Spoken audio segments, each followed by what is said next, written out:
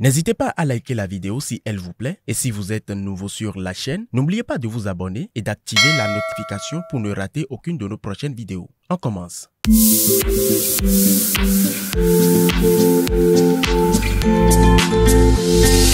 Amis de Miséricordia, salut et bienvenue sur votre émission.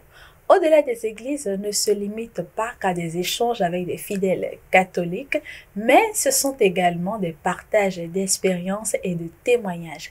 Et aujourd'hui, je suis avec l'un des membres de l'équipe technique de Miséricordia qui a bien voulu partager avec vous et moi son expérience personnelle avec la Vierge Marie. Bonjour monsieur. Bonjour Marianne. Je vais vous présenter à nos internautes. On m'appelle Gustave Zanou.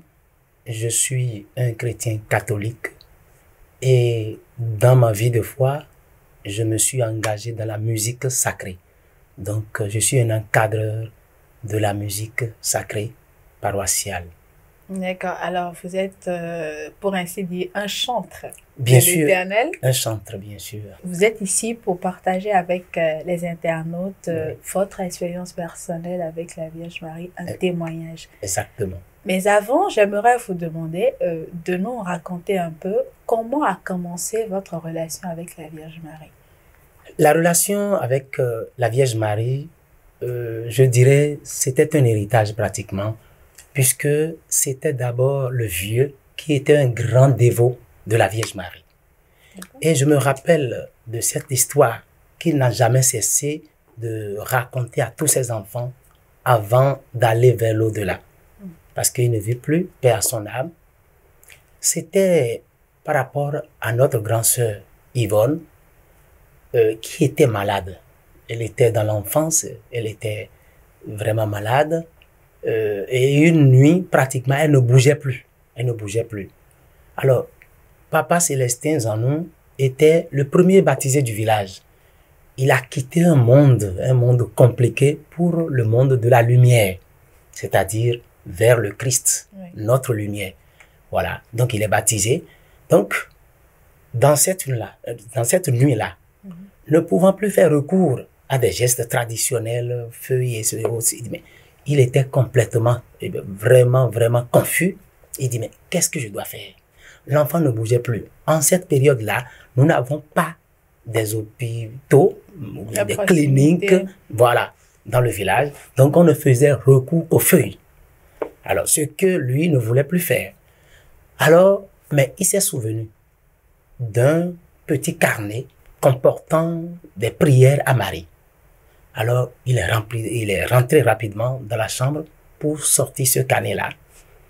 Dans ce carnet, comme il avait dit, il y a une prière à Marie, commençant par le Notre Père, 3, je vous salue Marie, plus la doxologie. Très bien. Alors, dans cette nuit, totalement confus, elle est rentrée dans la chambre et il a commencé par faire cette prière-là. Il a fait une première fois. Et lorsqu'il a fini, il est revenu voir l'état de l'enfant avec ma maman, puisque l'enfant était dans les bras de ma maman qui pleurait. Quand il était revenu pour la première fois, l'enfant bougeait déjà. Mais ne pouvant pas toujours prendre le lait maternel, ne pouvait plus téter. Alors, il est reparti une deuxième fois dans la chambre pour reprendre la même prière. Et lorsqu'il était revenu, l'enfant a ouvert les yeux. C'était ma grande sœur. Il est reparti une troisième fois pour reprendre la même prière. Et à la fin de cette dernière étape, troisième étape-là, l'enfant prenait déjà le sein. L'enfant était déjà. Cette vie de foi, cette prière a permis à mon papa de commencer une belle aventure avec Marie. Donc, en tout, dans des difficultés, dans des problèmes, il ne faisait que prier Marie. Et il a toujours partagé cela avec nous. Donc, cela a impacté chacun de ses enfants. Quand il y a un problème, quand compliqué là, on ne pense qu'à Marie directement, mais qui intercède pour nous, vraiment auprès de son fils Jésus-Christ. Donc, c'est pas pour dire qu'on oublie Jésus, non. Non. Mais un attachement vraiment filial à cette dame-là qui intervient, qui réagit automatiquement. Alors maintenant, nous vous écoutons pour votre témoignage. Voilà, pour parler de mon témoignage, c'est par rapport à mon épouse, hein, à son premier geste, notre premier enfant. Alors, c'était ce dimanche-là, le 19 janvier 2003. Je vous ai dit au départ que je suis un chanteur catholique, je suis un choriste. Donc, pratiquement, j'étais sur la paroisse Notre-Dame de la Visitation à Gbedagba. Donc, j'encadrais cette chorale-là, en cette année-là. Puis, en dehors de la chorale, je militais encore dans d'autres groupes. Voilà. Donc, ce dimanche-là, j'étais allé pour la messe. Après la messe, nous répétons. Voilà. Donc, après la répétition, il y a des réunions par-ci, par-là. Donc, j'étais parti vers 7 heures. Et quand je pars comme ça, c'est pour revenir à 19 heures, pratiquement. Donc, je passe toute la journée sur la paroisse. Quand je finis les activités pastorales, les répétitions et autres, je rends visite à des amis proches, puis on partage, on va prendre de petits pots, etc. Ce 19, j'étais parti comme d'habitude. Et vers 14 heures, puisque je dois vous dire que l'enfant, mon épouse était auprès de ma grande sœur à Porto Novo. Voilà. Donc, mon petit frère me racontait que ce dimanche-là, le 19 janvier, on a commencé par m'appeler déjà à partir de 14 heures parce que à 14 heures, le travail a déclenché pour l'accouchement déjà. Alors donc, on a commencé par m'appeler. Je n'avais pas de téléphone portable. J'avais un téléphone fixe dans la maison. Mon petit frère a commencé par m'appeler. Ça sonne en vain. Moi, j'étais dans mes activités sur la paroisse. Lorsque j'étais revenu à la maison autour de 19 heures, juste à l'entrée dans la chambre, le téléphone a commencé par sonner encore. Alors, j'ai décroché le téléphone. Mon petit frère, avec une voix mélancolique, entourée de peur. Ah oui, Fofo, depuis 14 heures là, on vous appelle, hein, le travail a déclenché et pratiquement notre femme est déjà à l'hôpital. La tête de l'enfant est là, mais l'enfant n'est pas sorti, c'est bloqué. Et puis, notre beau-frère, notre grand-sœur, ils sont en train de courir partout. On vous appelait, vous ne prenez pas. Dada est fatigué. Comment on va faire? Marianne, pour vous dire la vérité, il y avait la lumière dans la chambre, hein, mais aussitôt, tout s'était obscurci. Je ne comprenais rien du tout. D'abord, j'ai perdu connaissance. Alors, je me dis, qu'est-ce qu'il faut faire? Le jour-là, je n'avais rien pratiquement. J'avais pratiquement 3000 et quelques minutes après, je m'étais retrouvé. Mon premier geste, c'est d'abord d'aller prendre mon chapelet. Et j'ai commencé par menacer en quelque sorte Marie. J'ai dit, Marie, au moment où toi tu voulais accoucher, là, le jour-là, à Bethléem, mais il n'y avait pas encore de sage-femme. Tu n'avais pas été assistée. Mais là, si tout de suite, si je tombe à Porto Novo et que ma femme n'accouchait pas et qu'on doit d'abord faire recours à la césarienne, sincèrement, nous aurons des problèmes. Je ne savais plus ce que je disais. C'était vraiment... Il y avait beaucoup d'émotions. D'émotions, voilà. Alors, j'ai pris mon chapelet. Je n'ai parlé à personne dans la maison. J'ai fermé ma porte et j'ai pris le zim pour Tokba. Mais je vous ai dit, au moment où j'ai pris le chapelet là, je n'ai pas cessé de dégrainer mon chapelet jusqu'à Porto Novo. Je suis passé par la maison, on m'a dit que, ah non, notre grand-sœur, notre beau-frère, ils sont tous à l'hôpital El Faté. El Faté, c'est un grand hôpital à Porto Novo. Alors, j'ai encore repris le même zim pour l'hôpital à El Faté. Il sonnait 21h51.